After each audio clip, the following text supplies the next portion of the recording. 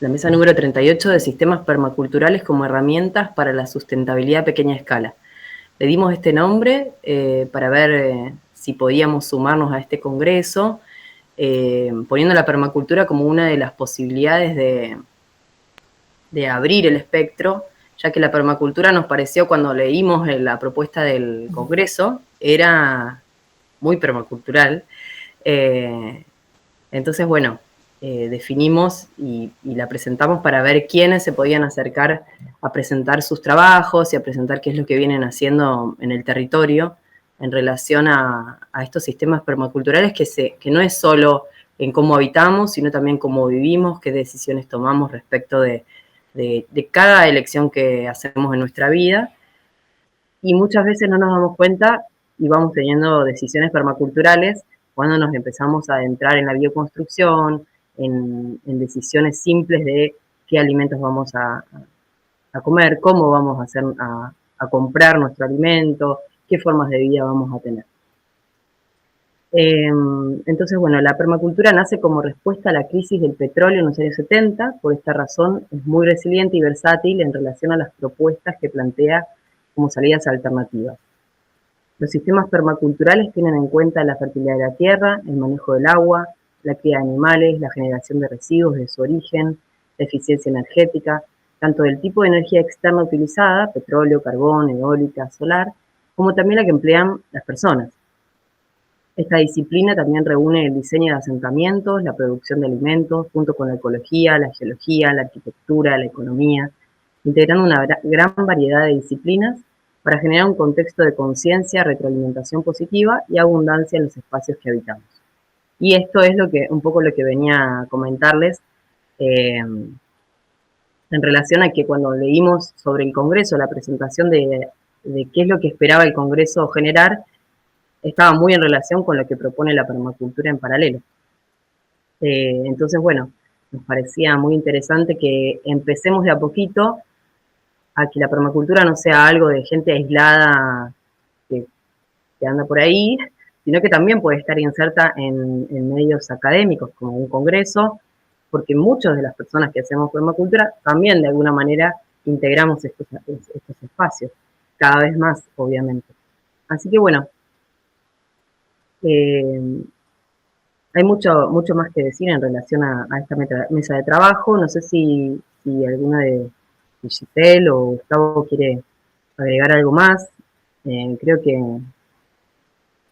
bueno, podemos dar comienzo a que María Florencia exponga. Si es que alguien no quiere decir algo más, la presentamos y ya le podemos dar palabra a ella. Avancemos bien por aquí.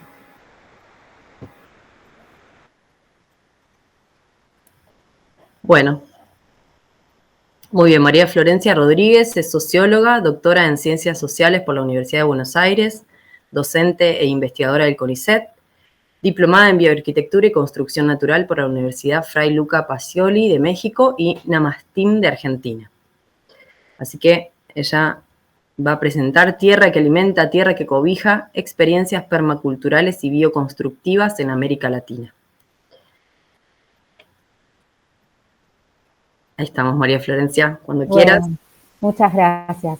Bueno, muchas gracias por la presentación, por darme la posibilidad de estar aquí con ustedes. Como decía inicialmente, me da cierto pudor venir a hablar de permacultura frente a gente que realmente la viven y la hacen todos los días.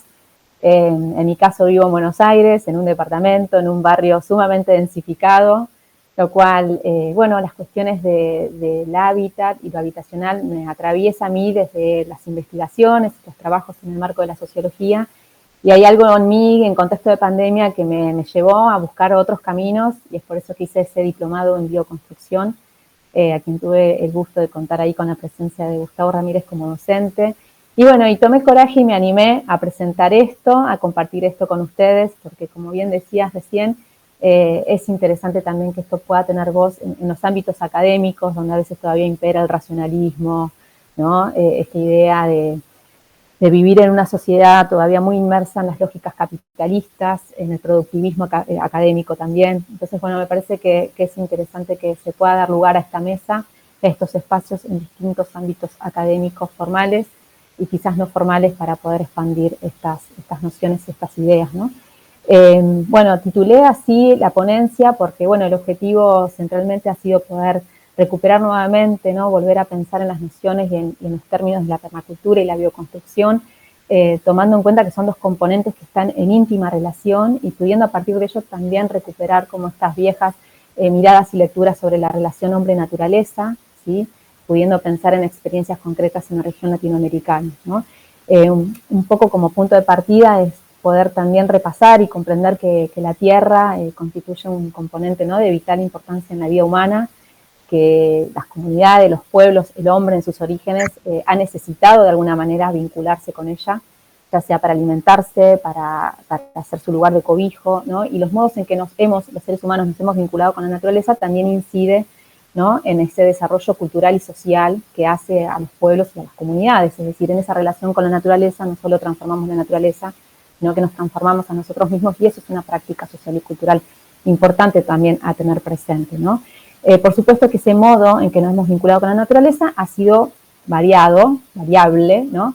Ha habido momentos donde se ha dado una mayor complementariedad, una interacción entre el hombre y la naturaleza mucho más equilibrada, ¿no? Más armónica, y en muchas otras instancias, ¿no? Más actuales podemos ver que, bueno, prevalecen más dinámicas más, ¿no? Depredadoras, más extractivistas, más contaminantes, que por supuesto se dan en el marco también del desarrollo del capitalismo actual, eso también lo tenemos que señalar, ¿sí?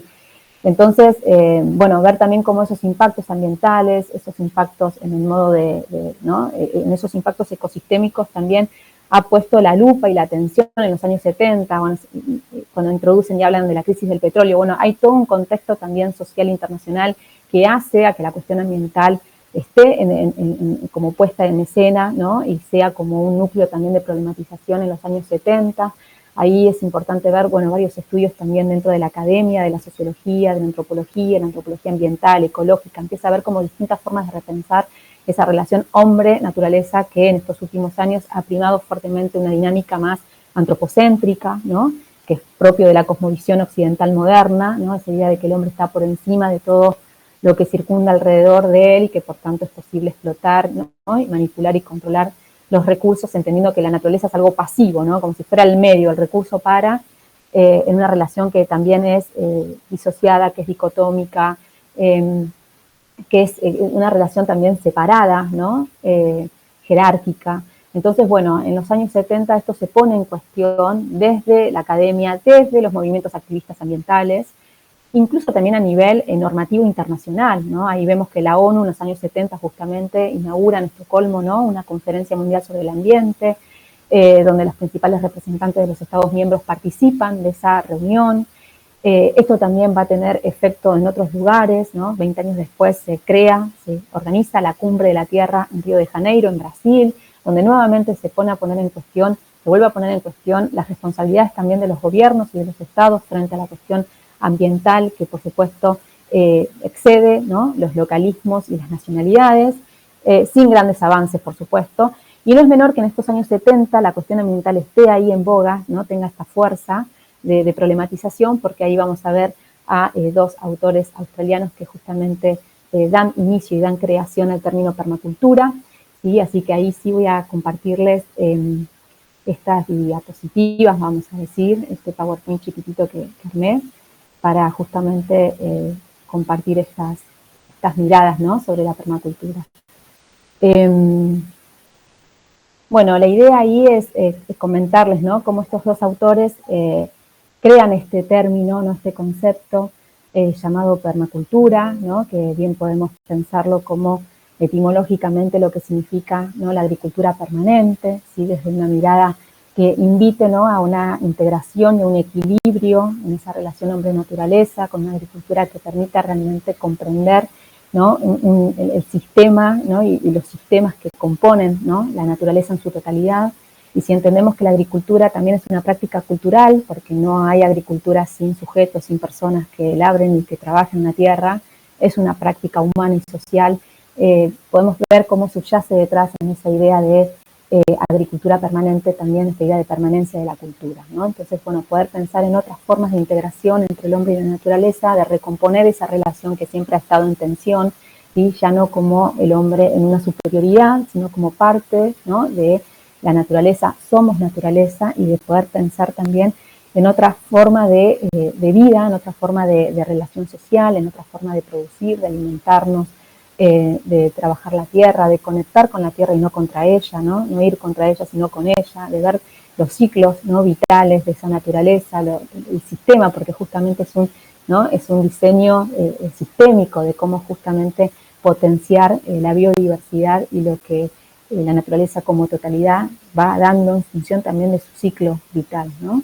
Y que somos parte de ese ciclo vital, no estamos por fuera de esa naturaleza, ¿no? La integramos y formamos parte de ella. Entonces, hay una mirada ahí para mí muy disruptiva, ¿sí?, desde la permacultura, desde lo que tiene que ver con la biodiversidad, con lo ambiental, ¿no?, pero que detrás también supone una propuesta también, diríamos, me animo a decir política, ¿no?, una propuesta también filosófica, política, porque nos convierte también en sujetos mucho más conscientes, mucho más responsables, implica tomar decisiones desde otro lugar, como bien iniciaron ustedes la mesa, ¿no?, implica hacernos cargos y hacernos responsables y conscientes de cómo vamos, ¿no?, a conectar con la naturaleza, cómo vamos a producir, qué agricultura vamos a llevar adelante, cómo nos vamos a alimentar, cómo va a ser nuestro sistema de comercialización, de intercambio, cómo pensamos a ese otro, no solamente a la naturaleza, sino al resto de los seres humanos con los cuales compartimos esas cotidianidades, ¿no? Entonces, de algún modo también es político en el sentido de que implica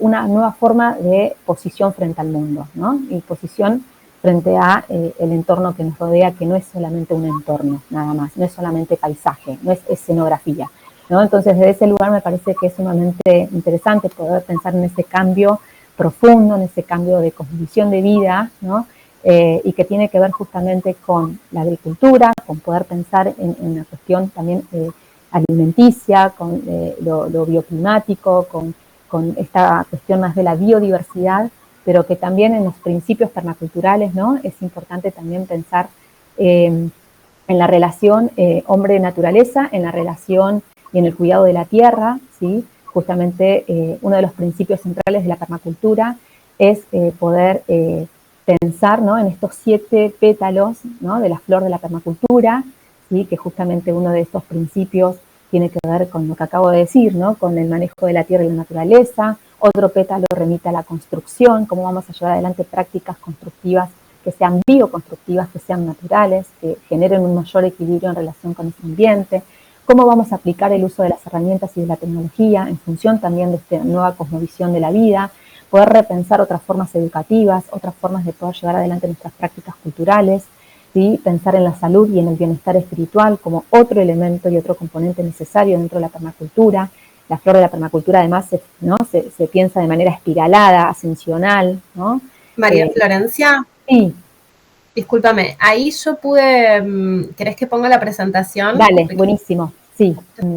Bueno, otro de los pétalos tiene que ver con las finanzas y con la economía, ¿no? ¿Qué proceso también económico, productivo se va a llevar adelante? Otro componente que es central, pensar en la propiedad del terreno y el autogobierno, ¿no? La construcción también del poder soberano, ¿sí?, de las dinámicas participativas, la toma de decisiones. Es decir, que, bueno, nos obliga, ¿no?, a hacernos responsables de este proceso y entender que la permacultura no se queda en el diagnóstico, que a mí me parece que es algo también muy potente para señalar, ¿no? Dentro de la sociología, la antropología, hay mucho análisis por lo general, ¿no?, de los procesos, de las dinámicas, de cómo se dan ciertos comportamientos humanos en un entorno determinado, pero a veces nos quedamos en el análisis o en el diagnóstico y no hay propuestas, ¿no?, o instancias que puedan llevar a una resolución de eso, ¿no? Y me parece que ahí la permacultura da una vuelta de tuerca al decir, bueno, este es el diagnóstico, esta es una situación crítica a nivel ambiental, pero bueno, sabemos que podemos pensar en propuestas y en alternativas positivas que permitan revertir y repensar esto desde otro lugar. Ahí, y ahí me parece que ahí... Perdón, sí, ahí estoy compartiendo, no sé si lo ven. Ahí se está girando, sí, ahí se ve. Bueno, entonces, como decíamos recién, ¿no?, poder pensar esta flor de la permacultura de una manera integrada, pudiendo tomar en cuenta nuestra mirada dialéctica, ascensional, tener en cuenta también que esta flor de la permacultura se sostiene en 3 éticas de la permacultura, que es central y que ellos también observan en función también de las antiguas comunidades, ¿no?, tomar en cuenta también Ahí podemos hacer ligazón también en América, en nuestra América, con los pueblos originarios, ¿no? Tomar estas 3 éticas, que es el cuidado de la tierra, pero el cuidado de la tierra también incluyendo, ¿no?, el cuidado de la gente, el cuidado de las personas, y una idea también de repartición justa. Ahí va como el núcleo, ¿no?, vertebral de este modelo de acumulación, que es totalmente extractivista, depredador, que es, ¿no?, ver al otro siempre como un enemigo, como una competencia, como algo al que hay que ir por encima de, para poder acumular, y cuanto más acumulo, entonces el resto, ¿no? Hay una idea de competencia que acá busca justamente revisarse, patear el tablero y poder pensar en una repartición justa, en una distribución, en pensar que si a uno no le va bien, al resto tampoco, que somos parte de un colectivo, que somos parte de una dinámica más comunitaria, más social, más horizontal, ¿no? De generar vínculos mucho más de colaboración, por supuesto respetando, ¿no?, los esfuerzos autónomos de cada uno, pero en generar otra dinámica de vincularidad, que eso, bueno, los pueblos originarios lo han tenido muy claro, ¿no? Ah, y ahí se ve perfecto. Buenísimo. Bueno, ahí está la flor de la permacultura, y del lado derecho, a la derecha se ve, ¿no?, las éticas de la permacultura, ¿no? Entonces poder entender que, bueno, que la permacultura es una propuesta muy, muy radical, muy de base, ¿no?, muy, como decíamos, de cambiar la cosmovisión de vida, lo cual, bueno, para mí es un acto también revolucionario, ¿no?, porque implica una transformación muy profunda, muy radical, y bueno, justamente una de las cosas que plantean, y ahí aparece en ese pétalo, ¿no?, al lado del manejo de la tierra y la naturaleza, que es la construcción. Es decir, la permacultura también, ¿no?, promueve, ¿no?, un equilibrio armónico entre lo que se edifica, lo que se construye, y ese ambiente, ¿no? Que haya construcciones también más acordes a ese entorno, al lugar en el que nos encontramos. También promueve, ¿no?, la autonomía alimentaria, la soberanía alimentaria, vamos a decir, y una idea de fomentar también las prácticas autogestivas a nivel comunitario, ¿no? Como que son 3 grandes, ¿no?, núcleos que también es importante poner en valor y resaltar en este contexto. Y a partir de ello también poder entonces pensar qué es la bioconstrucción, porque la bioconstrucción también es un término que aparece, son 2 nociones ambas que aparecen justamente frente a la preocupación de lo ambiental, pero bueno, se busca a partir de ello, ¿no?, ver otras vías constructivas. La bioconstrucción significa, podemos decirlo, que etimológicamente es la construcción natural, la construcción biológica, es decir, construir a semejanza de la naturaleza, ¿no? Y uno de los elementos importantes es utilizar materiales naturales, que no pasen por un proceso de industrialización, que sabemos que la industrialización también es uno de los responsables, ¿no?, en la forma en que se industrializa, de la contaminación ambiental. Entonces, utilizar materiales mucho más nobles, más, vamos a decir, que fomentan, ¿no?, la salubridad, ¿no?, y que, por supuesto, requieren de menos manipulación industrial, ¿no? Entonces, ahí contamos con la tierra, contamos con, bueno, pueden ser los fardos de paja, puede ser la madera, puede ser las cañas de bambú, pero otra vez volvemos a la tierra, porque justamente la tierra cruda ha sido uno de los materiales más utilizados por las distintas culturas, por las distintas civilizaciones, ¿no? Y podemos ver en algunos lugares construcciones con tierra que datan del año, no sé, 1200 años atrás, 1300 años atrás, lo que da cuenta también de la característica que tiene la tierra como estabilidad, cómo fomenta la estabilidad constructiva, ¿sí? Y cómo hoy, al presente, ¿no?, 1/3 de la población mundial construye con tierra, ¿no? Entonces también es salirnos de esta cosa de que es algo viejo, antiquísimo, ¿no?, que es algo que no, por supuesto que hoy con otras técnicas, con otras miradas, ¿no?, con otras formas, pero volver nuevamente a la tierra nos vuelve a reencontrar, ¿no?, incluso para darnos cobijo, y entender que como práctica cultural y social no solamente se ha construido con tierra cruda viviendas, también se han construido fortalezas, también se han construido caminos, también se han construido templos, obras religiosas, ¿no?, que también eso ha potenciado las prácticas, las ceremonias, los ritos, ¿no?, y toda la construcción también cultural que se le ha dado a distintos pueblos y culturas. Entonces, comprender también que la bioconstrucción nos invita nuevamente a reencontrarnos con otra forma de comprender esa naturaleza, de construir de otra manera, de reducir la huella, ¿no?, ambiental, y esto que también nos decía Gustavo Ramírez en las clases, ¿no?, de entender que la permacultura, la bioconstrucción, implica una observación constante, ¿no?, una observación en presente, una observación perdurable, ¿no?, de los ciclos de bioclimáticos, topográficos, ¿no?, de las características del lugar, qué flora hay, qué fauna hay, bueno, cuáles son las características de ese lugar, porque no en todos lados se va a construir de la misma manera tampoco. Entonces, ver cómo esto permite además conectarnos desde otro lugar, poder alimentar mucho más nuestra creatividad.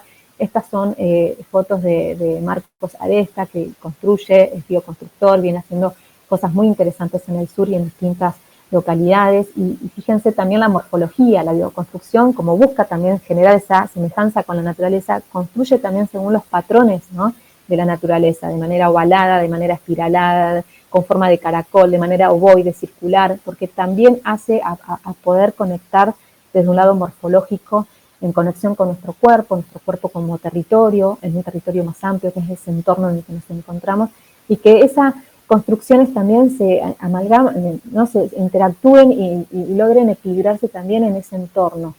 Es muy distinto a las construcciones que vemos, bueno, en las grandes ciudades, donde todo es imponente, donde todo se mira para arriba, donde, ¿no?, acero, bueno, pavimento, cemento, hormigón, ¿no?, todo es como muy grande, y muchas veces irrumpe, ¿no?, irrumpe ese paisaje. Lo vemos incluso en la ciudad de Buenos Aires con todo el desarrollo que hay inmobiliario, barrios que son de casitas bajas y de repente una torre, que vos decís, no tiene nada que ver esto con la realidad y la cotidianidad de estos vecinos. Bueno, entonces entender la bioconstrucción desde otro lugar, ¿no?, de una forma mucho más equilibrada, más armónica.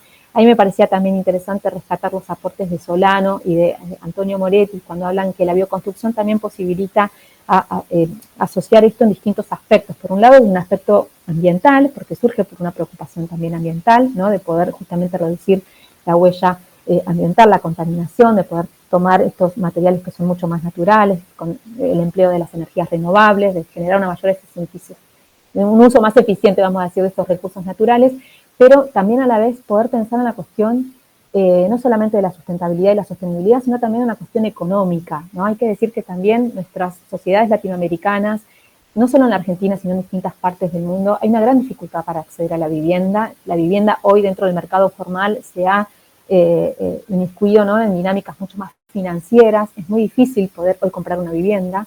Las viviendas que se construyen cada vez son más pequeñas, hay viviendas de 28 metros cuadrados, con pocas ventanas, sin ventilación, con problemas estructurales de humedad, lo cual se invierte un montón de dinero para algo que tampoco te garantiza un buen vivir, vamos a decir. Y en ese sentido también poder pensar en dinámicas más de autoconstrucción, ¿no?, de poder tomar estos materiales que son más naturales, de alguna forma ayudan a economizar, ¿no?, y hacer más asequible el acceso justamente a las viviendas en clave económica, ¿no?, y en clave también habitacional, porque hay que decir que también hay un gran déficit habitacional que es necesario también revisar, ¿no?, y pensar en otras formas constructivas. Y en ese sentido también pensar lo social, porque esta forma, ¿no?, de construcción, de observación consciente, de una apropiación también consciente, de la autoproducción, ¿no?, de la autonomía en la construcción, también habilita poder generar mecanismos de sociabilidad, de vincularidad, de construir con otros, de socializar con otros, ¿no?, de poder dar marco a dinámicas más, ¿no?, sociales, más comunitarias, más solidarias, que también es importante señalar. Y en ese sentido me parece también importante ver otro aspecto más, que es un aspecto que se desprende de todos estos cuestiones que estamos señalando, que tiene que ver también con el desarrollo del ser, ¿no?, como en esa vivienda uno se desarrolla en su multidimensionalidad, que también es hacer frente al desarrollo de nuestra esencia humana en un ámbito también que tiene que ver con lo físico, con lo intelectual, con lo mental, con lo laboral, con lo productivo, con los vínculos, ¿no?, sexoafectivos, con las dinámicas espirituales, holísticas, ¿no? Ahí en nuestra casa, en nuestro hogar, en ese cobijo, somos nosotros en todas nuestras multidimensiones, y es importante que haya, ¿no?, un equilibrio y una armonía entre cómo me concibo, cómo me pienso y con el entorno en el que estoy y en el lugar donde habito. Entonces también poder pensar cómo la bioconstrucción posibilita una mejor calidad de vida, posibilita el bienestar, posibilita cierto confort, pero no de una forma, ¿no?, mercantilizada, sino un bienestar también que tiene que ver con lo espiritual, que tiene que ver con sentirnos bien en ese lugar en el que nos encontramos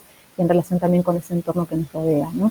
Y desde ese lugar también poder pensar en las distintas experiencias bioconstructivas que hay y permaculturales, ¿no?, que también tanto han calado en nuestra América, en la región latinoamericana.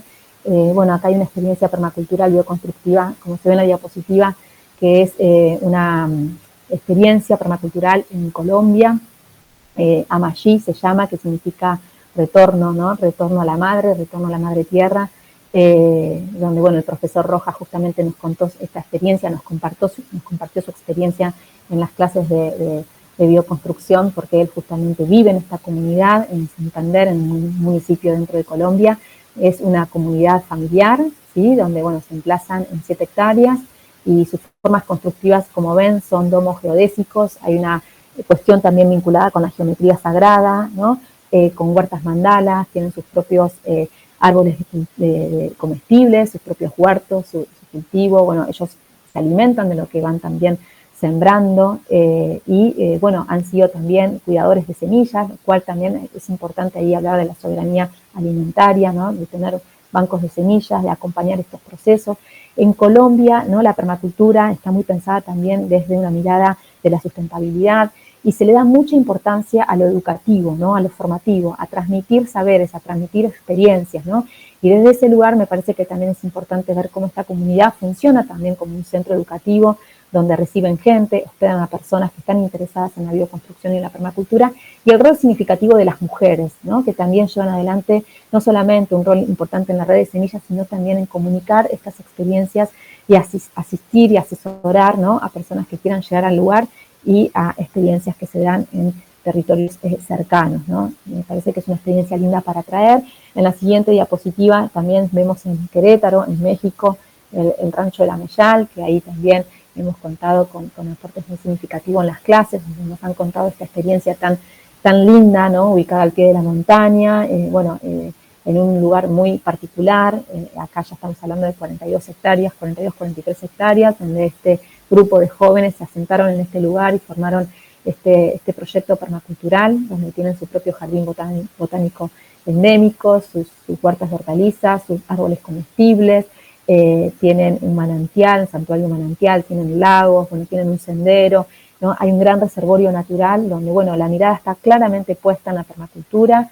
Ellos producen su propio abono para sus cultivos, también se alimentan de lo que producen, tienen sus granjas, tienen sus animales, sus gallinas. Entonces, bueno, también poder pensar en otra forma de comprender esta cotidianidad, vamos a decir, ¿no? El desarrollo de la vida cotidiana, la reproducción ampliada de la vida desde un ámbito y desde un rol mucho más sistémico, más totalizante, más ampliado, más integrado.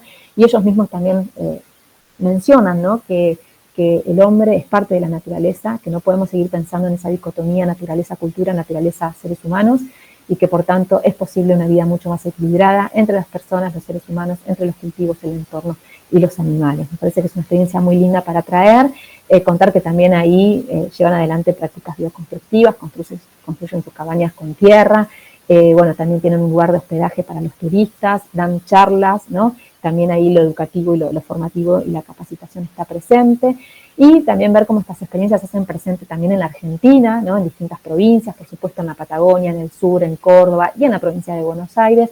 En la siguiente diapositiva, ahí mencionamos algunas experiencias bioconstructivas en Tandil, que se dan en el marco del colectivo, ¿no? De permacultura en Tandil, donde, bueno, distintas personas, artistas, artesanos, no solamente profesionales, ¿no? Personas vinculadas a la cuestión ambiental y con la preocupación ambiental y habitacional, han llevado adelante estas prácticas también bioconstructivas.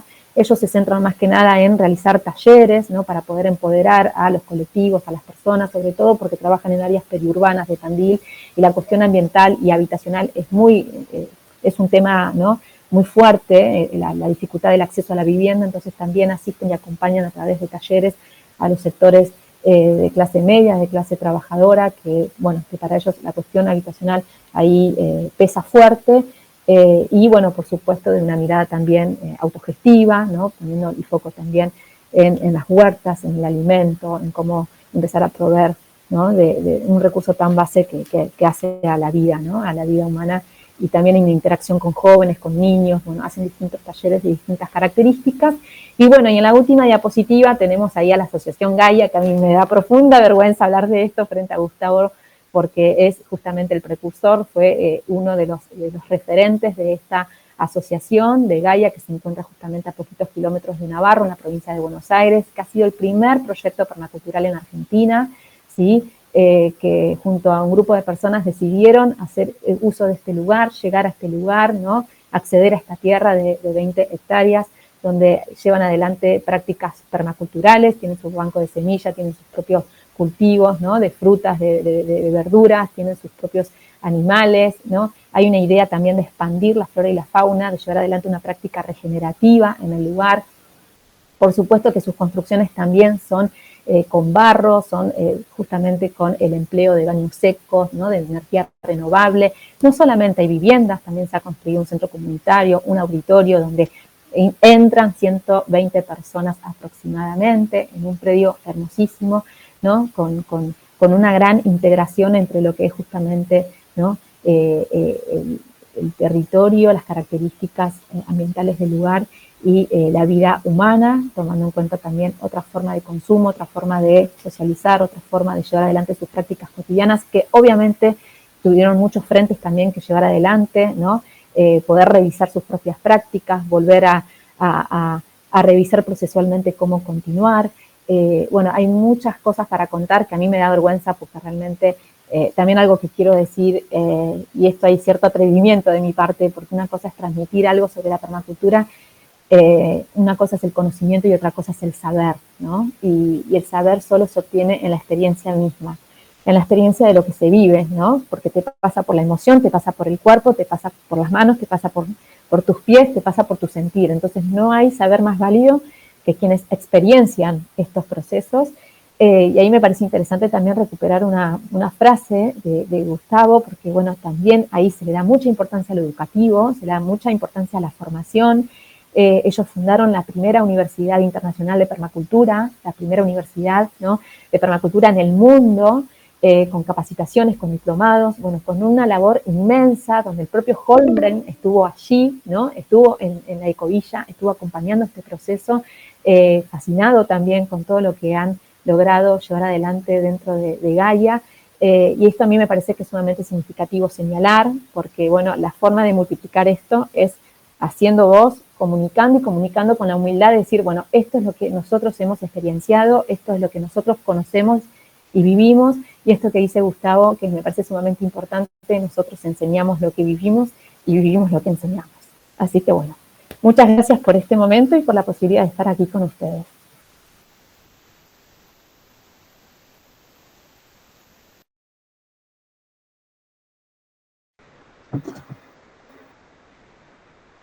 Pero bueno, podemos continuar.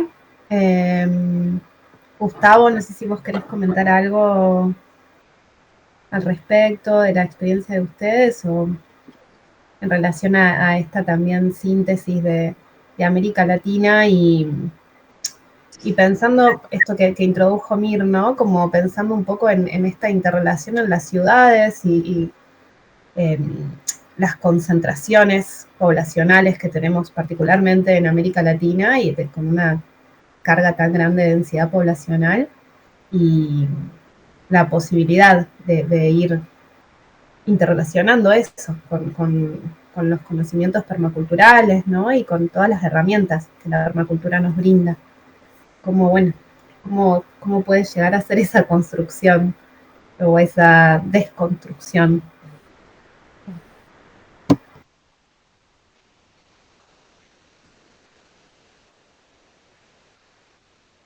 Bueno, si analizamos la naturaleza, es increíblemente compleja. Hoy se habla mucho de la inteligencia artificial y lo increíble que todo eso nos está trayendo, que realmente es asombroso cómo nuestra especie está generando una especie de inteligencia paralela, pero no se remarca que hay una inteligencia que supera esto billones y billones de veces, que se expresa en la naturaleza, porque cada célula que se reproduce, cada árbol que crece, cada funcionamiento fisiológico de un mamífero obedece a un equilibrio de fuerzas, de orden, que todavía no puede ser comprendido por nuestra mente y que tal vez estamos más lejos de lo que pensamos de poder entender esa orden tan increíble que está en todo proceso natural. Y es como que de tan increíble que es, ha quedado relegada, como que es un paisaje de una foto, la naturaleza, o que miro una planta y digo qué linda que es, pero estamos asombrados por la IA y tantas otras cosas. Creo que estamos cada vez más cerca del descalabro total. Es como un descalabro organizado, es un descalabro inteligente. Cada vez son más refinadas las variables de la economía mundial, que nos quieren, aparentemente tratan de ordenar el desorden de la gran economía. Parece como que vamos por buen camino para mitigar el cambio climático, aunque es un desafío. Bueno, muchas frases y conceptos por el estilo que nos alejan de lo esencial, porque sin el ser humano, la sociedad, la cultura, se conecta con lo esencial, que es vivir en pleno contacto con la naturaleza, y aunque no entendamos científicamente todos sus procesos, pero sí que inconscientemente recibimos de la naturaleza eso increíble e infinito, porque la naturaleza es el universo, no es el planeta Tierra. Y si entonces nuestro ser, nuestra conciencia y nuestra psiquis y nuestro espíritu por diferentes vías es influido y recibimos todo ese entorno natural, nuestra conducta empieza a estar en sintonía con esos procesos del universo, con esos procesos del planeta. Porque así es como muchas culturas originarias funcionaron. Más allá de grandes culturas, imperios, que las hubo en todos los continentes, o las hay, porque los imperios ya tomaron muchas de las cosas de esta sociedad globalista, de competencia, destrucción, guerra, violencia, generalmente destrucción del ecosistema. La mayoría de los imperios del pasado colapsan no tanto por guerras con otros imperios, sino porque se colapsan los ecosistemas y se quedan sin comida, por ejemplo, o sin otros recursos esenciales. Así que me refiero a culturas ancestrales que vivieron o viven en armonía sin llegar a una escala de imperio. Bueno, el estado de conciencia de estas personas siempre ha sido lo que les llegó y les llega del entorno. Así que yo diría, y yendo a alguna experiencia, ya que Flor ha hecho mención, que viviendo en la naturaleza y levantándose con los pájaros, que bueno, normalmente en el amanecer los pájaros empiezan a cantar y se ha visto que influyen positivamente para que se dilaten los estomas de las hojas, y ese estímulo sonoro influye sobre el vegetal para que comience a hacer más enérgicamente su intercambio gaseoso. Así que como el pájaro y sus cantos influyen sobre la hoja, ¿cómo no va a influir sobre nuestro estado de conciencia? Y sí, influye tremendamente. Y bueno, en la medida que vayamos tomando todas las piezas rompecabezas que ahora están desparramadas por todos lados, en algún momento nuestra especie va a volver a encontrar el rumbo, que que lejos está de autopistas llenas de automóviles, cada vez más modernos, que casualmente cada vez en las grandes ciudades pasan al lado de villas miserias. Para mí siempre es metafórico esto cuando se va por la autopista llegando a Retiro y la autopista pasa rodeada de los dos lados de una villa. Y ahí tenemos, creo, el mejor ejemplo de la locura, ¿no? Entonces, esta patología de urbanidad, que es la que digita nuestra relación con el planeta, es lo que marca el rumbo. Antes, la relación del ser humano era con el planeta en general, con su naturaleza.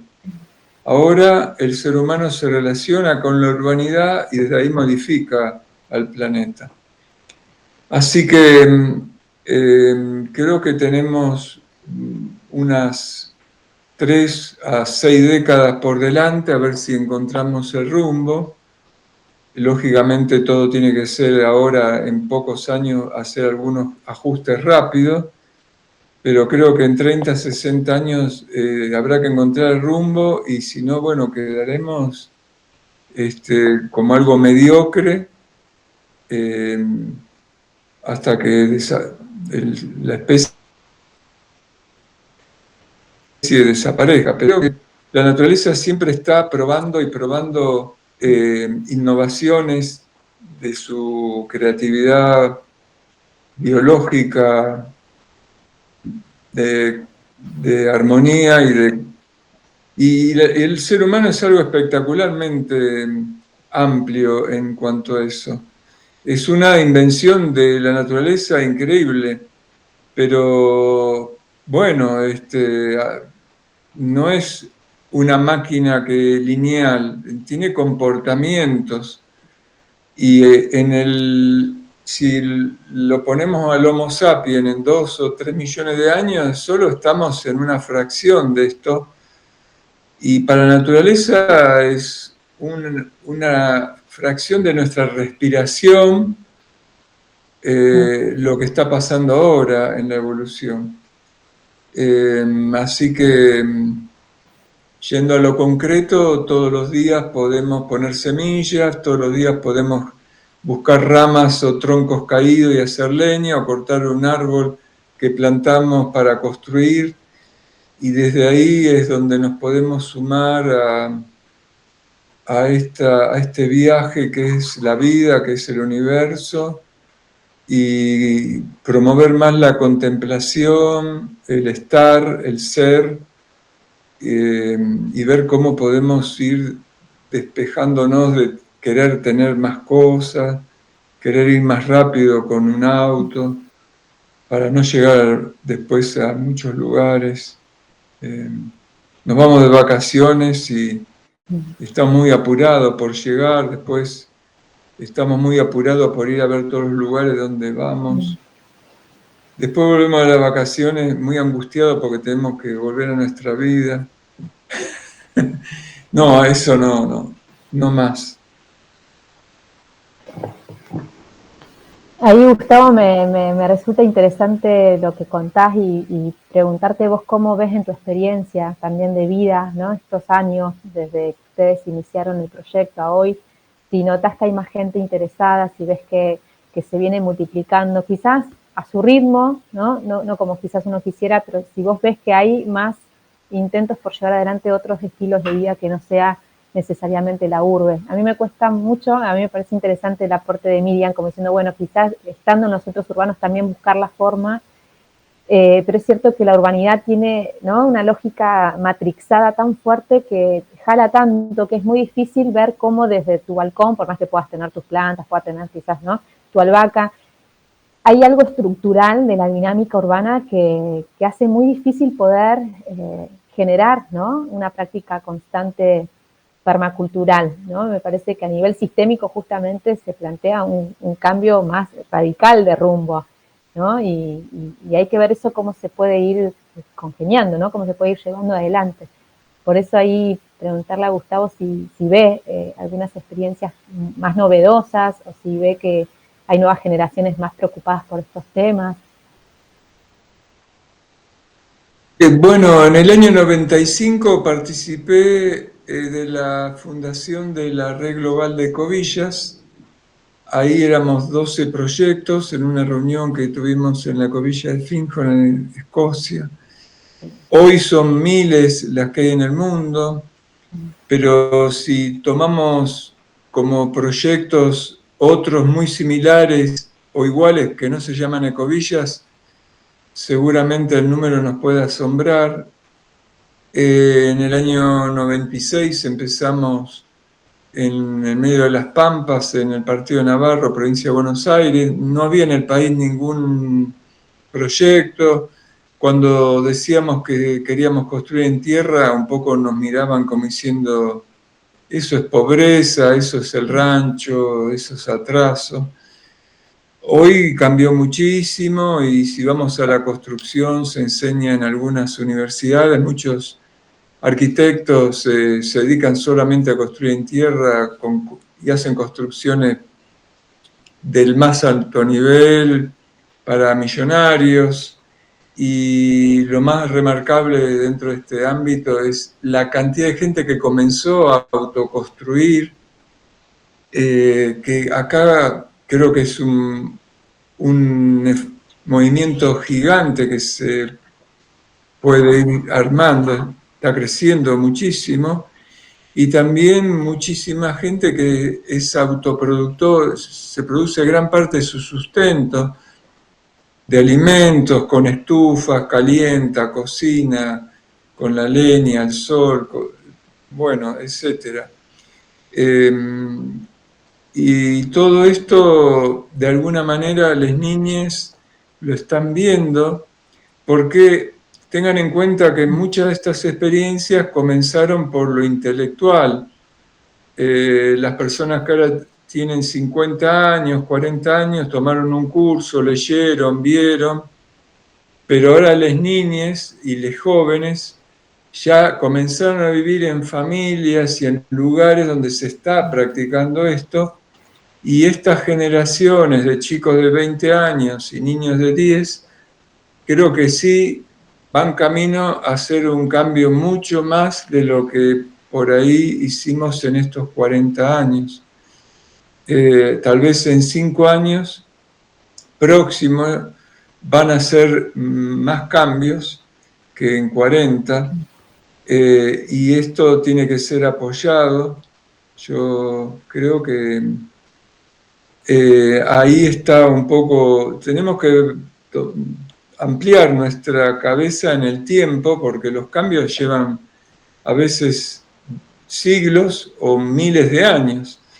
Si en 50 o 80 años cambiamos muchas cosas que estaban muy enquistadas en el ser humano, y es poco tiempo. Si en 80 años en una masa crítica de gente podemos desactivar la competencia, que es el origen de la violencia, de las guerras, y bueno, se podría hacer algo increíble. Y mientras tanto es generar más y más lugares donde estén esas huertas, esos proyectos de integración. Por ejemplo, estamos desarrollando también un proyecto en las Altas Cumbres en Córdoba, y aquí ya tenemos 2 construcciones de modelado directo en tierra que tienen invernaderos. En los invernaderos estamos sembrando semillas de árboles nativos de estos bosques. La masa térmica ayuda a que haya una temperatura ideal en otoño e invierno, y las mismas construcciones están funcionando como nodrizas para mejorar el bosque de toda la región donde estas construcciones están. Entonces, hasta una construcción puede sumarse a los procesos de curación de la naturaleza, además de satisfacer necesidades, como el invernadero nos genera calefacción, alimentos, porque podemos producir algunas verduras en invierno que afuera no van a crecer bien, plantines para la huerta, poder hacer plantines de mejor calidad, más rápido que afuera no lo van a hacer tan bien.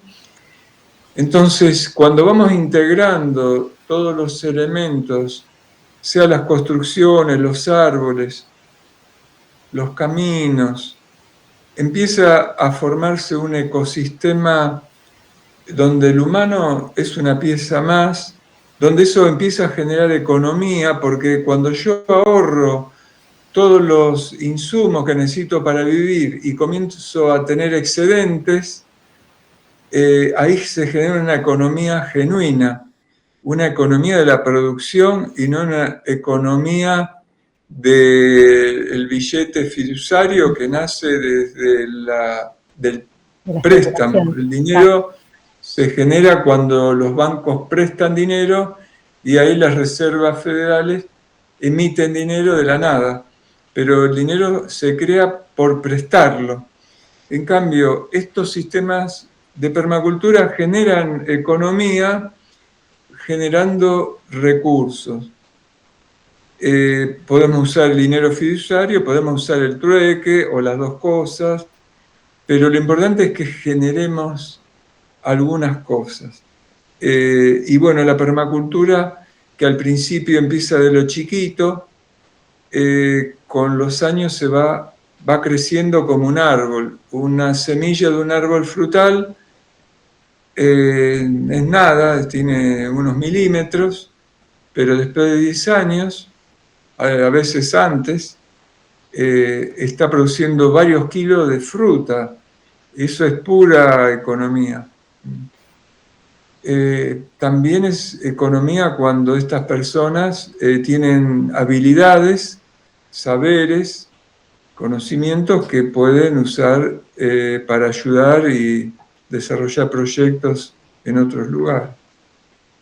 Pero bueno, tenemos que tener paciencia y seguir adelante a pesar de tantos datos que son reales de la catástrofe climática, la destrucción de los ambientes, que es muy dramático, y la pobreza, que es más dramático todavía. Pero bueno, hay que seguir adelante. ¿Y qué mirada nos podés dar o compartir para quienes vivimos, ¿no? Todavía acá en departamentos, ¿no? Que ahí Miriam trajo un poco esta idea de a poquito ir abriendo como el espacio para que la permacultura también pueda estar, ¿no? En los lugares más urbanos. ¿Qué pasos poder dar, aunque sabemos que quizás ¿no? la transformación profunda sea desde otro lado, ¿no? Pero mientras tanto, ¿no? Hasta que eso se logre y podamos decantar algunas cosas, cómo ir llevándolo día a día, ¿no? Porque la vida urbana en la urbe capitalina tiene su intensidad, ¿no? Yo lo que voy a decir es no para creernos, si vivimos en la ciudad, que así estamos solucionando nuestra vida y ayudando al planeta. No es así, creo que no. Por más que se haga, no estamos ayudando al planeta en casi nada y no estamos cambiando mucho nuestra vida en nada. Pero sí podemos ayudar a la transición. Es decir, como si yo soy un urbanita, me voy a pensar en la transición. Voy a seguir viviendo 1 año, 10 años más, hasta que pueda transicionar a un medio natural. Y mientras tanto, además, ayudo a los demás a que puedan hacer lo mismo. ¿Cómo puedo hacerlo? Fomentando en todos los espacios lo natural. Una ropa que sea natural, que haya carteles que se expliquen cosas de lo natural que uso, la comida, que sea una comida no elaborada, no empaquetada, transformada, quiero decir, alimentos sencillos, como salieron de la cosecha, que si hay paredes haya cuadros de la naturaleza, fotos de la naturaleza, en la educación, en las escuelas, que la matemática, que la biología, que la literatura, que la historia, siempre reflejen todo lo que tenga que ver con la naturaleza y y cómo funciona y cómo el ser humano puede vivir en armonía. Las personas que trabajan en la política tengan un lenguaje que coloquen la mayor cantidad de vocablos que tengan que ver con cómo funciona la naturaleza. Bueno, son solo ejemplos. Así ponerlo por todos lados, de ya el reciclado del orgánico y todo eso ayuda a que la naturaleza se acerque a lo natural y promover la transición a esa naturaleza. Siempre esto puede ser una ayuda a que las personas que viven en la ciudad cada vez se vayan acercando y que romper este paradigma, que ahí está el problema, que es titánico irse vivir a la naturaleza. Porque es una ficción, pero como el urbanita está tan inmerso en lo que son las paredes y las calles y las plazas, los edificios, le parece titánico ir a vivir a la naturaleza. Bueno, esto ayudaría a que la transición sea más rápida y abarque a mayor cantidad de personas. Creo que esto es lo que se puede hacer.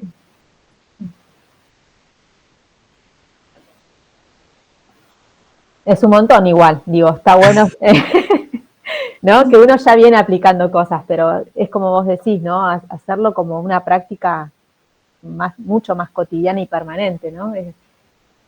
Quienes ya estamos en cierta tensión con la ciudad, lo vamos palpando, ¿no? Ahora hay que hacer ese salto de fe, ese salto cuántico,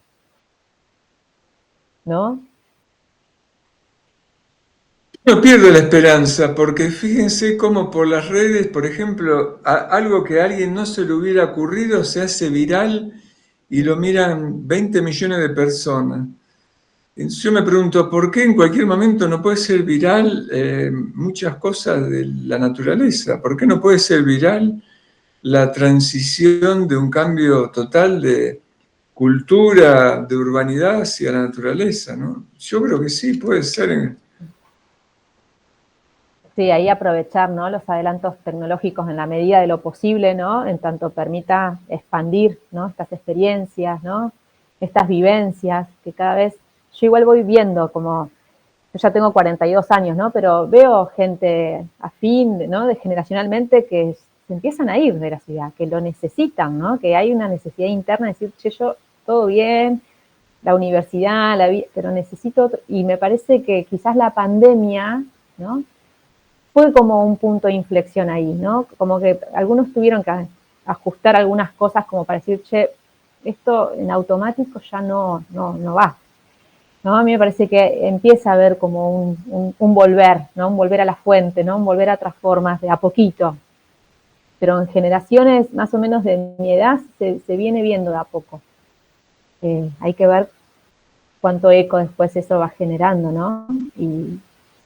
Y cómo construir también comunidad de otra manera, porque ahí, esto no lo desarrollamos mucho acá en la presentación, pero cómo pensar ese colectivo, cómo pensar la vida comunitaria, cómo pensar lo social, ¿no? Desde otras formas, que tampoco es una cosa que se da de manera mágica, ¿no? Me imagino, Gustavo, que ustedes tuvieron que también repensar cosas como colectivo, ¿no? Revisarse, implica poner mucho el cuerpo también, ¿no?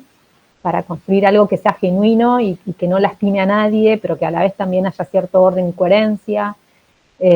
Bueno, pensar la sociabilidad en comunidades de pequeña escala también es todo un punto de análisis en sí mismo, ¿no? Que implica también mucha valentía y empatía y cómo resolver el conflicto, porque tampoco podemos pensar que no hay conflicto, ¿no? Donde hay vincularidad, hay conflicto de alguna forma u otra. Entonces, bueno, ¿cómo administrar ese conflicto? ¿Cómo encauzarlo? ¿Cómo revisarlo para que eso no quede rumiando en las mentes y empezar a fluir desde el sentir, desde el corazón y bueno, y hacer las paces y que no quede rencor, ¿no? Porque todas esas pulsiones humanas las tenemos, estemos donde estemos, ¿no? Porque, bueno, estamos acá con nuestro cuerpito, ¿no? Sintiendo cosas. Entonces, ¿cómo llevar eso también a un mecanismo que haga posible también esa sociabilidad, esa dinámica más colectiva y que sea colaborativa.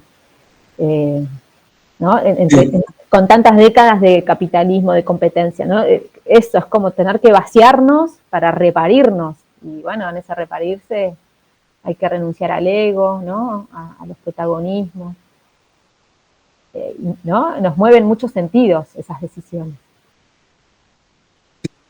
El gran desafío y problema en nuestra experiencia ha sido en la vida comunitaria lo que todos traemos de una sociedad competitiva, de consumo, de tener y todo eso que trae un desbarajuste tremendo. Por eso hay montones de libros, sistemas para ordenar, coordinar el conflicto de la vida comunitaria, etc.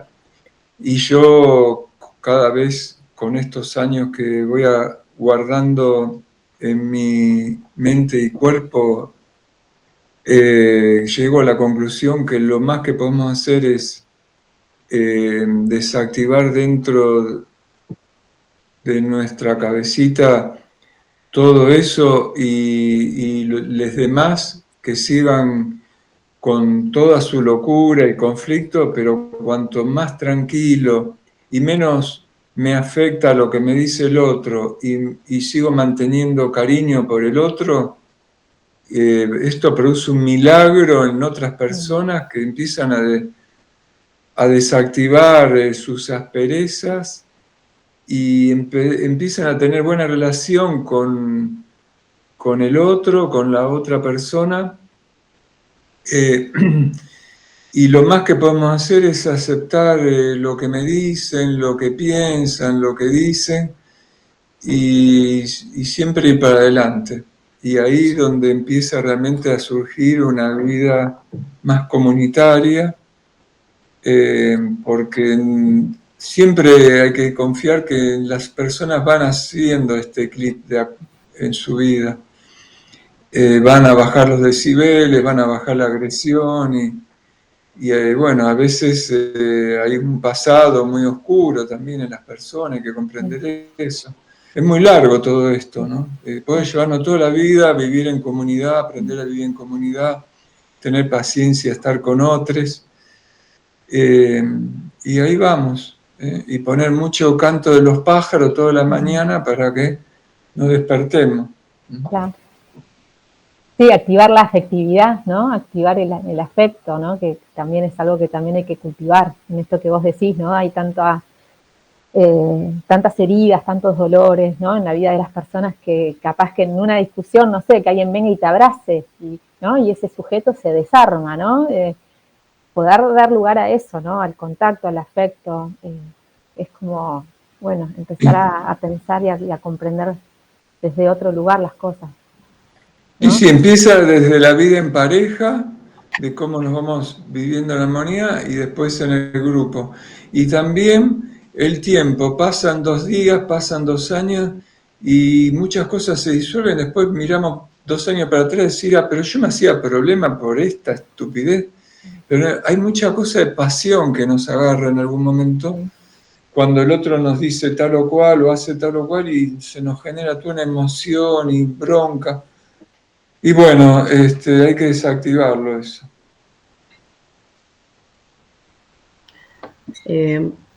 Quiero aportar una cosita que me viene surgiendo de todo esto que vienen charlando, que venimos charlando, en esto de primero que lo que decía Gustavo, que de la transición, esa transición es como lo que nombrabas de los procesos, ¿no? Como los tiempos de los procesos. En este caso sería la transición que uno hace, es un proceso personal. ¿Y cuánto tiempo va a llevar? No, nadie te puede decir, son 3 meses, son 10 años, son 15, porque en un punto hay que animarse, hay que poder hacerlo, hay que decidirlo, ¿no? Entonces, quizá esto de entender que también es un proceso, pero que cuando uno ya entra en ese proceso, la cosa se empieza a fluir de alguna manera. El problema es cuando uno lo ve desde afuera, por eso claro. Yo trataba de decir esto de la ciudad, es como que si uno no piensa que, bueno, hasta que no esté ahí, esto no va a pasar. No pasa, claro. pero en realidad ya está pasando en vos, ¿no? En este caso, o en las personas que les empieza que algo les empieza a hacer ruido. En esas personas empieza a pasar que se dan cuenta que esto ya no va, que estas decisiones que tomaba antes como si nada ahora me cuestan porque no es lo mismo, no sé, ir en auto a 10 cuadras de mi casa que si puedo ir en bici, si puedo ir caminando, que si participo o no en los colectivos de mi barrio, en el sentido de, no sé, si hay un centro vecinal, qué hace ese centro, cómo aporto estos conocimientos a eso, como de última, para ir expandiendo, ¿no? Esta semillita, que después a cada uno irá en ese proceso personal de cómo esa semilla va a sembrar o no en esa persona, ¿no? Porque creo que es esto que decía él, como, bueno, cómo nos va a sembrar a cada uno esa semilla, eso depende de todo nuestro pasado, de en qué tierra se sembró, es decir, cómo está nuestro pasado, nuestro presente, qué cosas tuvimos en nuestras infancias, que entonces te llega un conocimiento nuevo, es decir, esto yo lo hice o lo hacía, y ahí, bueno, agarras viaje, quizá otros tienen más rechazo, y piensan estos hippies, porque muchas veces se relaciona con comportamientos o con esto de la construcción, la bioconstrucción, que también es muy estigmatizada. Todo eso es problema de eso, de ese pensamiento, digamos, de esas personas que tienen ese pensamiento y tendrán un proceso más grande que pasar si quieren hacer esa transición. Quizás nunca la pueden hacer, pero muchos otros quizás tenemos otros caminos recorridos y entonces nos puede suceder de otra manera ese proceso, ese ciclo que estamos cumpliendo en esta tierra, que andás a ver a dónde nos lleva cada uno, ¿no? Pero creo que también la permacultura a mí me pareció muy interesante. Yo también como que entré en la permacultura a través de la bioconstrucción, o sea, me enteré que existía a través de la bioconstrucción, de empezar a indagar en ese ámbito. Pero después, al quedar embarazada, empecé también a ver que por ese lado también venía la permacultura, o también las decisiones venían por ese lado. Y entonces, al observar los nacimientos que hay en el mundo, ¿no? Pero cómo se puede diferenciar nacimientos dentro de las ciudades, cómo viene el nacimiento en el hospital, en el sistema, y cómo son los nacimientos cuando uno sale de ese, o no sé si sale del sistema, pero intenta verlo desde afuera y poder definir cómo es el nacimiento de un niño o de una persona nueva en este mundo, y cómo desde ese simple y tan importante momento, la permacultura también, o sea, una decisión en relación a la permacultura puede cambiar cómo nace un niño o cómo llega un niño a este mundo.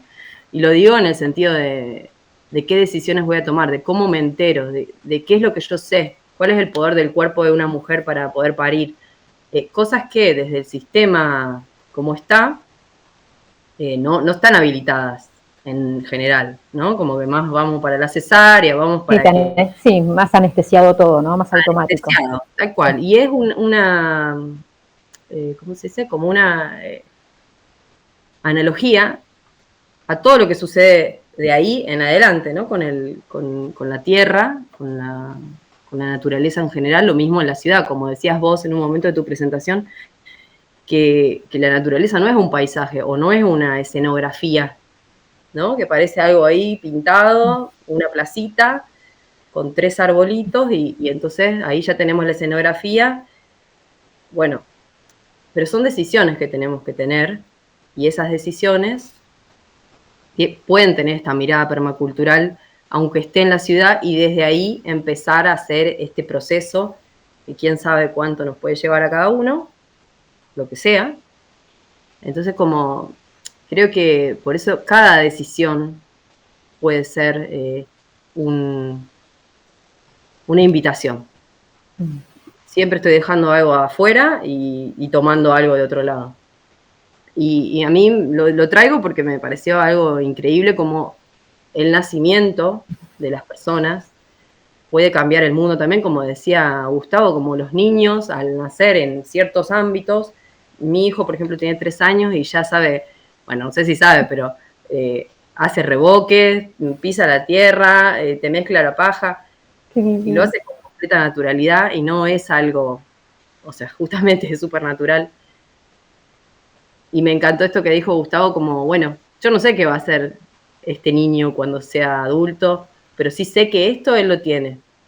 Entonces, que las semillas que a él le lleguen, bueno, van a tener esta tierra, digamos. Entonces, está bueno pensar eso, que por lo menos sabemos que decisión por decisión vamos hacia algún lugar. Entonces,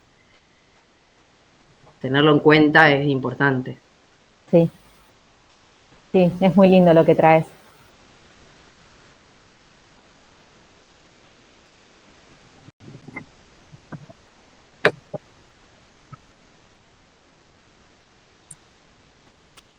Ahí tenemos personas que se sumaron, ¿no? Felipe, Hanan,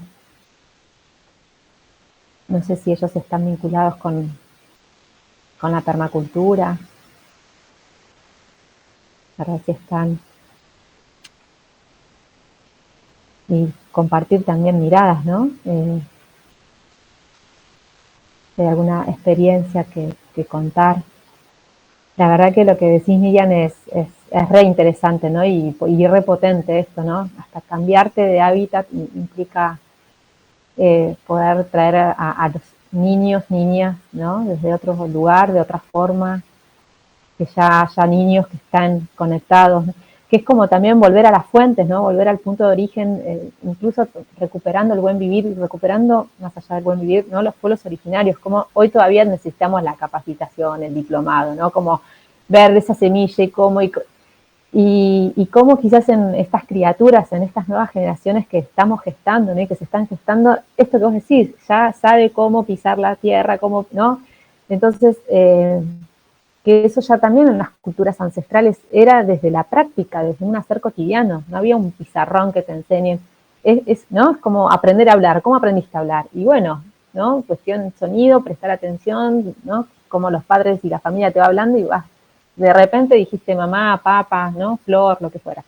Entonces, ver también cómo estas prácticas logran también formar parte de la esencia ya en el crecer, ¿no? Y que no es necesario, quizás no sea necesario universidades de permacultura el día, ¿no? Del mañana, que ya en las propias gestas de las nuevas generaciones eso se dé ahí, ¿no? Con los pies en la tierra, ¿no? Y conectados con ese entorno en el que está, ¿no? Y es como volver a recordar cosas, ¿no? Como que es sumamente interesante, ¿no? Ver las distintas formas de transmitir los saberes que todavía necesitamos, ¿no? Los diplomados, necesitamos los cursos, los talleres, y quizás en algún momento eso simplemente sea viviendo, ¿no? Experienciándolos, por eso me parece re interesante que también esté Gustavo presente acá, porque qué mejor que transmitir esto quienes lo viven, ¿no? Quienes lo han transitado. Y bueno, me parece que pueda estar esta mesa en el marco de este congreso, también es un hecho, no sé si disruptivo, pero está bueno, ¿no? Que estas cosas también se pueden plantear incluso en ámbitos más académicos, ¿no? Con determinadas características, donde también dentro del saber universitario todavía hay ciertas miradas, ¿no? Esto que decía Gustavo de asociar a veces la tierra con la pobreza, de asociar la tierra con la precariedad. Bueno, hay cosas que hay que seguir, ¿no? Desmantelando, ¿no? Tratando de... Y también muchos profesionales que incluso de la arquitectura rompieron con ese patrón hegemónico de la construcción y dijeron, bueno, esto, ¿no? Que ustedes dicen, cambiar el paradigma, y muchos arquitectos incluso de la UBA o de donde fuera, hoy construyen de otra forma, ¿no? Como la posibilidad de abrir los caminos. Así que a mí me parece que muy interesante que se pueda dar esta mesa en estos espacios, ¿no? Y que pueda la permacultura aparecer de distintas formas, pudiendo compartir miradas, experiencias, ¿no? Y sentires sobre esto. Yo les agradezco enormemente la posibilidad que me dan de estar acá.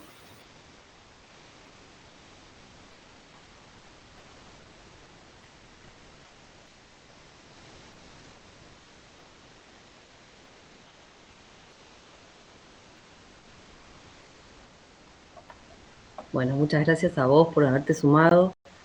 Ahí, como dijo María Florencia, no sé si las otras dos personas participantes tienen o quieren aportar algo, o quieren contar o preguntar.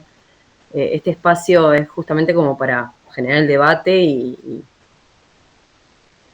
y escucharnos un poquito si tienen ganas de contar algo.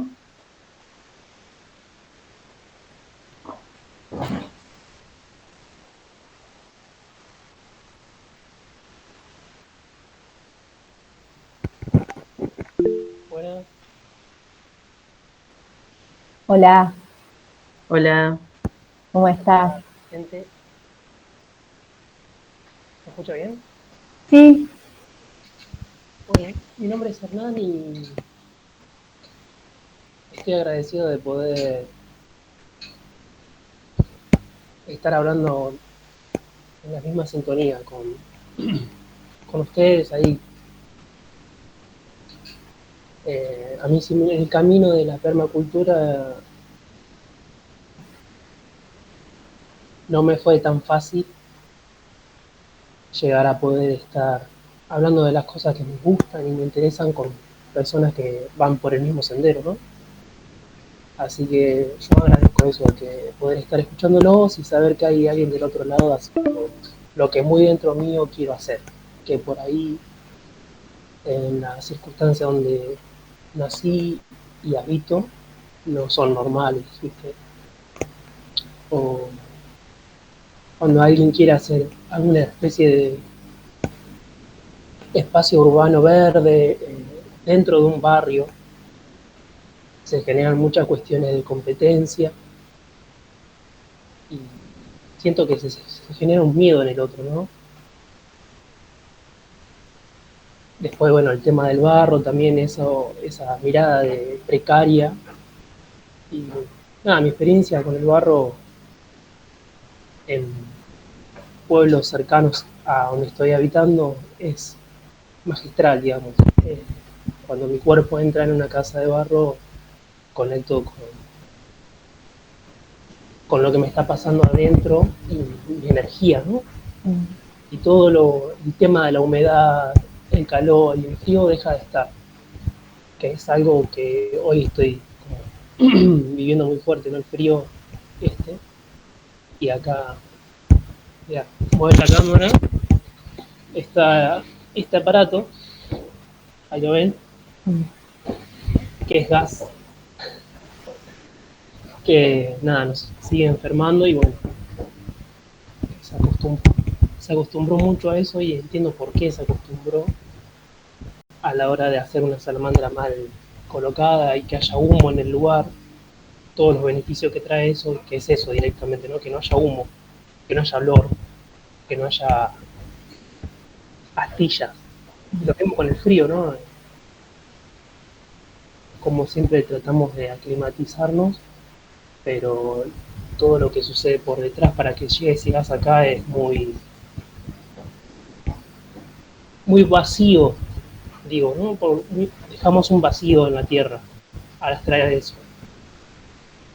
Y acá han deforestado muchos árboles. Yo vivo a 600 metros del río Luján. Y es muy impresionante cómo los barrios privados están copando toda esa zona, están dragando todo el río, lo van a cementar. Un río llano que hoy es una zanja. Bueno, esas cosas son las que a mí no, no es que no me gustan, pero sí siento el impacto. Y cuando ando por la calle yo veo a las personas felices, como diciendo, qué limpio que está el río. Eh, Hay una escuela muy antigua que no se veía porque estaba tapada de árboles. Y sacaron todos los acacios, todos los sauces, y hoy se ve la escuela. Y a la gente le gusta esa escuela. Ahora, viste, ven la forma de la escuela y como todo positivo lo veo yo. Como que siento, digo, ¿qué me pasa? Que veo todo mal y salgo a caminar y veo a la gente feliz. Porque se ve la escuela, no hay más árboles. No sé si conocen Luján, pero bueno, este tiempo, desde el Google Maps se puede ver muy fuerte todo lo que están haciendo las topadoras. Y nada, que es una persona que está arriba de una topadora, es una persona que viene, no sé, de otra provincia, subite arriba de la topadora y mandale cuando se podría hacer de otra manera como lo estoy viendo acá, ¿no? Con diseños. Bueno, gracias por estar y compartir algo que dentro mío resuena muy fuerte y puedo, gracias a ustedes, escucharme y seguir. Ay, muchas gracias Hernán por tus palabras, por tu sentir, por abrirte a compartir eso con nosotros. Sí, muchas gracias y qué bueno que te haga sentir mal. Me alegro mucho que la felicidad del otro, digamos, muchas veces son estas escenografías que nos hacemos de la felicidad del otro, de qué tan felices están los demás, ¿no? Habría que ver cómo se mide la felicidad y eso. Así que yo eso lo dejaría entre comillas y está bueno que te genere esta incomodidad ver estas cosas y a ver este proceso, estás arrancando esa transición, bueno, a ver a dónde te lleva y cómo la permacultura te puede ayudar a tomar decisiones sintiendo esa incomodidad con estas decisiones que toman los demás, digamos. Me parece que está bueno verlo por ahí. Sí, ahí, hola, gracias ahí por tu experiencia. Y yo siento que hay un marco de lo posible, digamos, ¿no? En esto de como de no salir de la polarización y de por ahí decir, bueno, yo los veo felices y a mí me hace sentir muy mal. No lo digo por vos en particular, ¿no? Sino por esto de, bueno, estamos inmersos en una urbe o en una ciudad que va a toda velocidad, entonces si yo me abstraigo un poco me caigo de esa ciudad y me caigo de todo lo posible dentro de esta ciudad porque tengo que trabajar, porque tengo que salir temprano, porque tengo que comunicarme, tengo que volver a mi casa y tengo que volver a empezar al otro día. Entonces, si me salgo con mis tiempos a observar, a ver qué puedo, a construir despacio otra cosa dentro de esta ciudad, me caigo. Entonces me tengo que ir, porque no hay algo ahí que choca. Pero yo creo que sí hay algo dentro de lo posible, un poco esto que mencionaba Mir, de participar de espacios comunitarios, de espacios colectivos, alguna huerta, algún espacio verde en un parque, cómo circula la economía, a dónde aporto mi economía. Bueno, no sé en qué parte del río Luján estás vos, pero como, bueno, cuál es el consumo de proximidad que puedo hacer, cuáles son los productores, a dónde aporto eso, y son cosas dentro de lo posible que van construyendo también un camino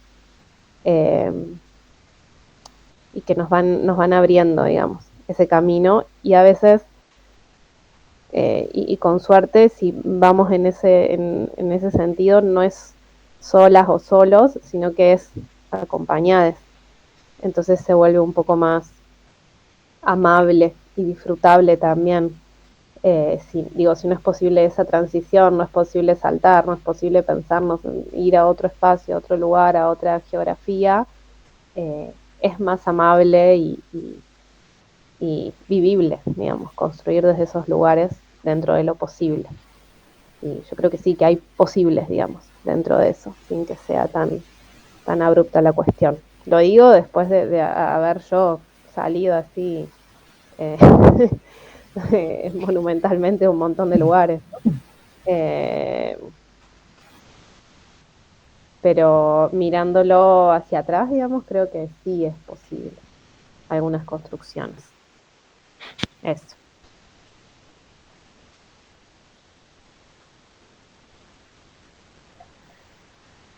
Bueno, estamos próximos a que esta charla también se termine, así que podemos ir resumiendo. Creo que igual estuvo muy, muy interesante sabernos dentro de un contexto académico de separación, ¿no? Sabemos que la academia como que va sectorizando y entonces nosotros somos de sociales y no hablamos con los de naturales porque tienen otra forma de pensar, está bueno también entender eso, y vos como profesional de la sociología, docente, como ir mostrando cosas, mostrando. Alguien empezará a verlo y le resonará. Y vamos por esa gente y no vamos a tratar de convencer a todo el mundo, sino a quienes solos quieran sumarse. Eso también está bueno. No sé si Felipe querías decir algo y ya podemos ir concluyendo la reunión. Hola, ¿cómo están? Buenos días. ¿Qué tal? Desde Chile. Un gusto de escucharlos, el de poder compartir esta experiencia y el vivir lo que es la permacultura. Bueno, como no recuerdo bien que mencionaba que este conocimiento, María Florencia, mencionaba que en la pandemia generaste esta conexión con la permacultura y por mi parte fue de la misma forma, con este concepto que me quedó muy integrado, que es la regeneración ecosocial, en donde estoy en este proceso de transición, construyendo mi casa en un campito. He tratado de conectarme, obviamente, desde mi persona, y luego tratar de concretar con grupos, con más personas, tratar de conectar desde el 2020-2019, que soy parte igual de distintas organizaciones sociales, y hace muy poquito conformamos una cooperativa agrícola. Así que soy parte igual de una cooperativa donde buscamos recuperar las semillas ancestrales de acá de Chile, y estamos experimentando también con semillas no convencionales. Obviamente viendo el tema de la alimentación saludable y buscando la sostenibilidad, obviamente, de este modelo que busca el equilibrio nuevamente entre el hombre y el ecosistema. Buscando igual la sustentabilidad de la agricultura familiar campesina. Así que estamos trabajando en eso. Es bonito el poder compartir, porque acá en Chile se conoce muy poco sobre la permacultura. Se habla mucho sobre lo agroecológico, lo orgánico, la regeneración o la agricultura regenerativa, pero desde mi punto de vista, primeramente conocí la permacultura, y la permacultura entrega matrices claras y puede utilizar como herramienta estos conocimientos. Y me parece espectacular que surja en esta instancia, y obviamente me gustaría participar de estas mesas nuevamente y el poder compartir con ustedes más experiencias, porque han pasado hartos años, entonces tengo harta experiencia con la cual podría compartir. Y exactamente estamos buscando como cooperativa las parcelaciones, hacerlas productivas, ya que acá en Chile se dio una migración muy rápida y potente de la gente de la ciudad al campo, y eso ha generado ciertos desequilibrios y problemas. Entonces, como cooperativa estábamos buscando igual el solucionar eso, y que estas oportunidades que uno busca, tanto desconectarse, pero al mismo tiempo de buscar una oportunidad económica que sea viable y en equilibrio con el medio. Así que eso, un gusto y qué lindo. Escucharlos. Qué lindo tu testimonio, tus palabras. Bueno, ¿y quién les dice, Gustavo, Miriam? Bueno, ahí aparece Guaru, permacultura, que se pueda generar más, ¿no? Que esto pueda ser expansivo en otros encuentros, que Felipe pueda compartir su experiencia, ¿no?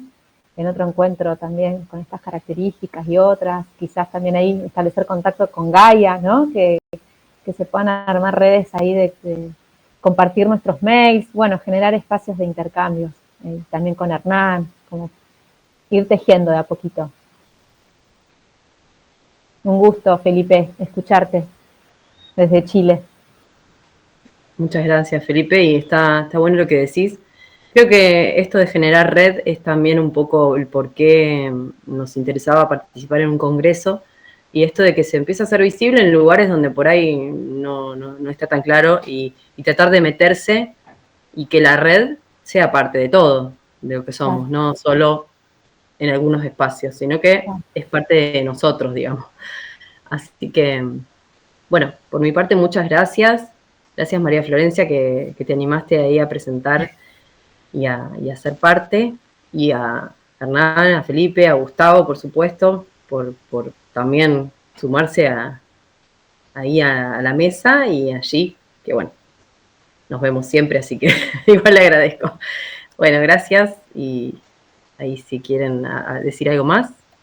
Sí, yo tipié rápido mi correo de mail, que es @gmail, me faltó la i, maflora@gmail.com, para seguir en comunicación. Agradecerles a ustedes de corazón por la posibilidad de darme estos minutos para hablar con ustedes, que en realidad son ustedes quienes más saben de estas experiencias, y bueno, y de que se empiece a generar un lindo camino, ¿sí? A seguir expandiendo y a seguir logrando que más semillas empiecen a sembrarse, ¿no?